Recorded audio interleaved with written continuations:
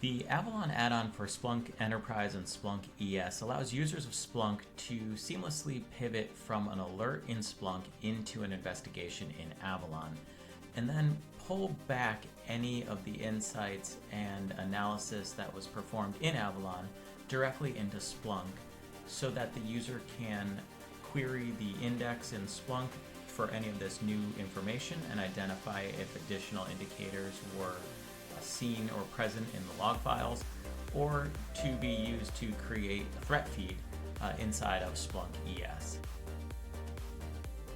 So in order to get the Avalon hooked up in Splunk, it's a pretty simple install process, which I'll walk you through right now. The first thing you need to do is navigate to Splunkbase. It's splunkbase.splunk.com, and in the search bar type in Avalon and download our file here. Once we download this file, we want to log into Splunk. And inside of Splunk, under the apps menu here, click on the settings gear and click install app from file. From here you can choose file, pull up the Splunk add-on that you've downloaded and click upload and allow it to run through the install process.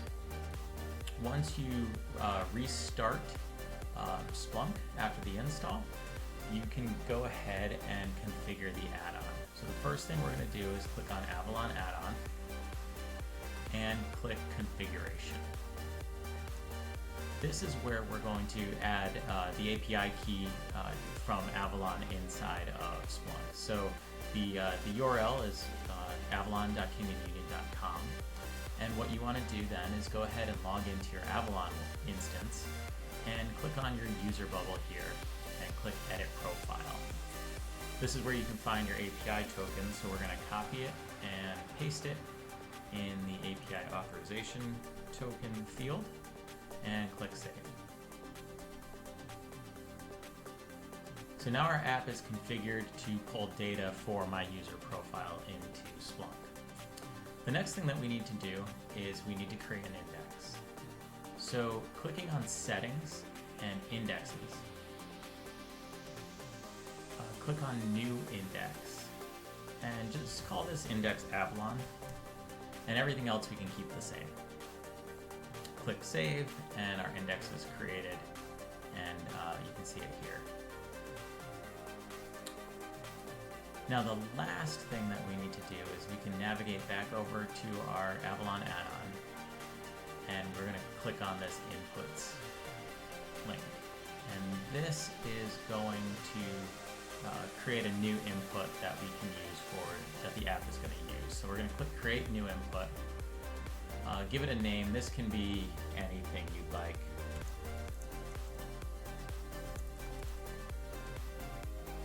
Time interval, we recommend 3,600 seconds. It's really just how often it's going to run a refresh query. And then the index, and this is important, we want to make sure we do the Avalon index here. So click on Avalon and click this checkbox and click Add. And now that's it. We are configured. So I can come over here and click back on Avalon Summary, and we'll pull up the app.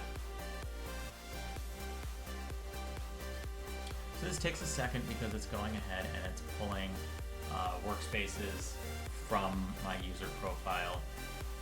And you can see I've already utilized this in the past. But what we've got here is we've got a view where you can see total nodes that were pulled from Avalon into Splunk, overlapping nodes, which are nodes that exist in multiple workspaces that have been pulled into Splunk. This gives you a view of how overlapping your investigations are, and possibly are they actually related. Total number of pulls are the number of pulls from Avalon initiated in Splunk, and total pushes are pushes from Splunk into Avalon, and we keep account of those, as well as timestamps for last pull and last push. This timeline here depicts really just the usage of the pushing and pulling of nodes over time. So you can get an idea of how many nodes were being pulled over time and from which workspace those come from. This next section, however, this all workspaces, this is where we can start to dive into the information inside these workspaces. So here we can see the workspace ID as well as the title. If we click on the title, that'll open up a new window inside of Avalon with that workspace, so you can examine it before you pull in the data if you'd like. And if you click on the ID, we're going to actually do a pull of the nodes that are in those workspaces. And these are all organized by ID here. So in this case, this wasted locker workspace, if I were to click on this, it's going to open Avalon, and it's going to open that wasted locker workspace. We can see that there's a number of domains and URLs, and there's some file hashes located in here, as well as some text nodes, all related to wasted locker. So if we want to pull this into our Splunk application, let's hop back over.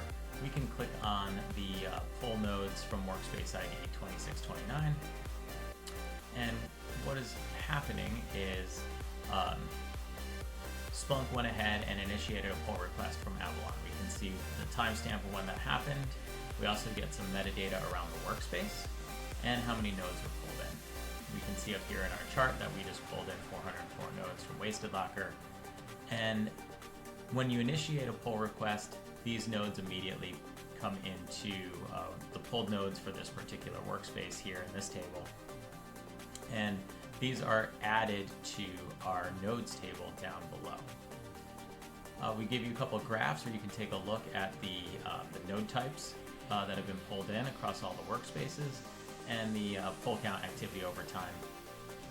And what we can do from this node menu is, let's grab one of these ones that we just pulled in, like this node. And we can search this here. And we can see that we pulled it in. It's the node, the type, how many occurrences, which is how many workspaces it popped in, and which workspaces. We're going to list them all out here. If we were to click on this node, we bring up the node details, and this brings up workspace title, where it was extracted from, and any of the attributes that existed inside that node, and if it were found in any other indexes inside of Splunk. So if this IOC were found in the main index, we're going to display that here. So this is the Avalon app experience inside of Splunk. We can also do a couple of items inside search. So when we click on search, it brings up a standard Splunk search bar where we can pop in search commands, and we also have a few Avalon specific commands. So if you type in pipe Avalon, we can see that we have a create workspace argument, which allows you to create a workspace with the data from a search.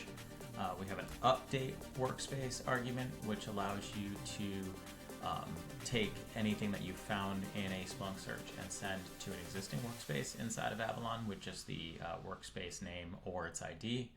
And then we also have a pull nodes command and a pull workspace command, which are the commands that run the nodes and workspaces lists inside the app itself.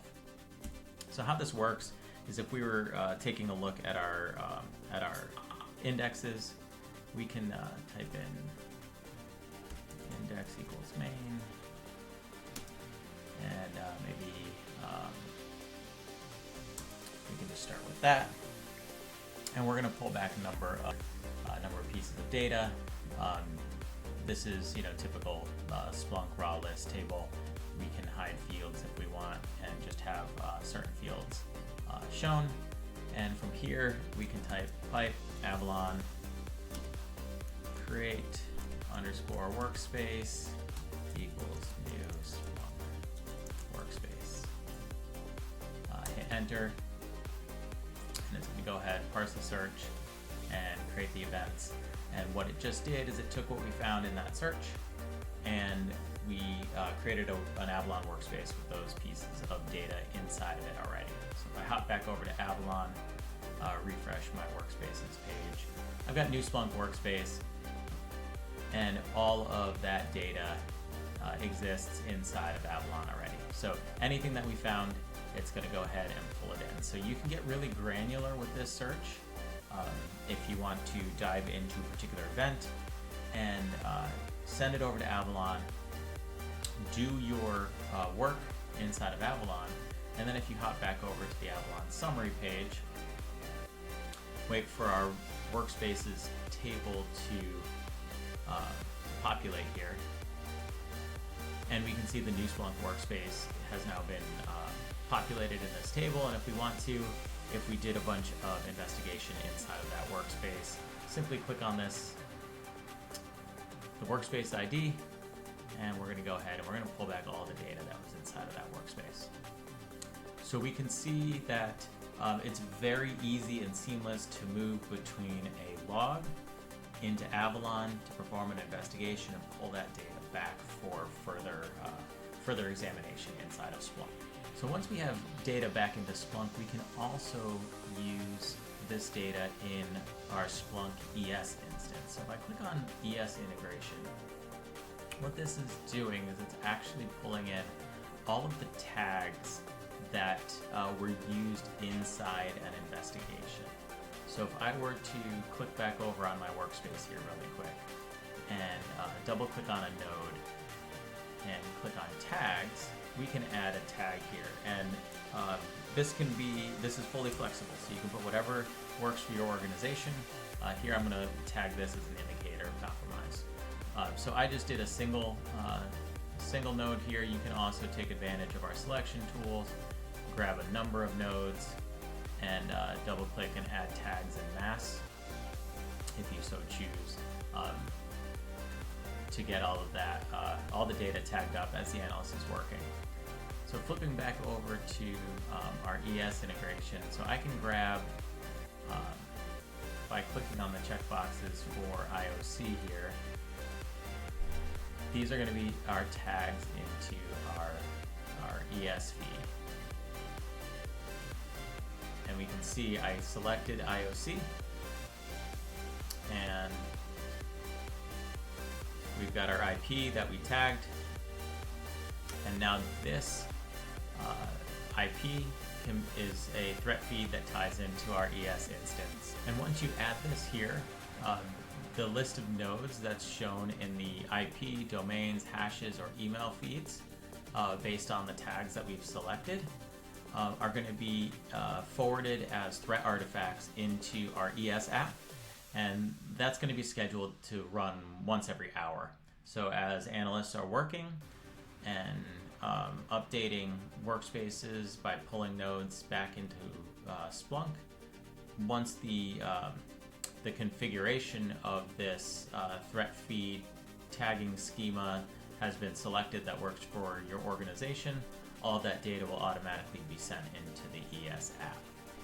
So not only are we making it really easy to pivot from an event inside of Splunk into an investigation and then pull the data back, once the analyst has curated information inside of Avalon and that data has been pulled back into Splunk, we can automatically send that as a customized, curated threat feed as threat artifacts back into one's Splunk ES app for further alerting rules and the ability to strengthen cyber. For more information or to request a demo, hop on over to www.kingandunion.com and click Request a Demo in the upper right-hand corner of your screen, or send an email to info@kingandunion.com.